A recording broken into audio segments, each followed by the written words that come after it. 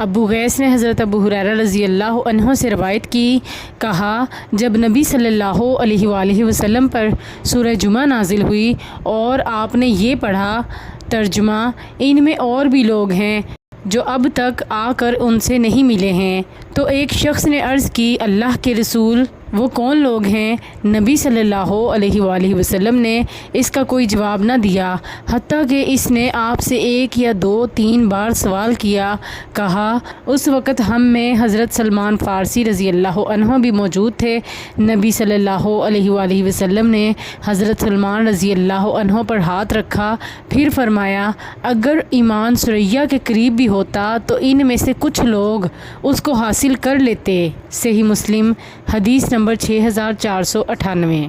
ہم رسول اللہ صلی اللہ علیہ وآلہ وسلم کے پاس بیٹھے ہوئے تھے کہ سورہ جمعہ کی یہ آیتیں نازل ہوئیں۔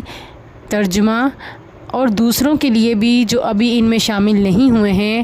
حضرت صلی اللہ علیہ وآلہ وسلم ہادی اور معلم ہیں۔ بیان کیا، میں نے عرض کی، یا رسول اللہ، یہ دوسرے کون لوگ ہیں؟ حضرت صلی اللہ علیہ وآلہ وسلم نے کوئی جواب نہیں دیا۔ آخر یہی سوال 3 مرتبہ کیا۔ مجلس میں سلمان فارسی رضی اللہ عنہ بھی موجود تھے۔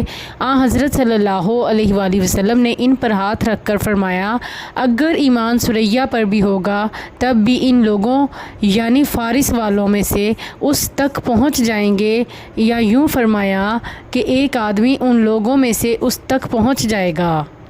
صحیح بخاری، حدیث نمبر 4897۔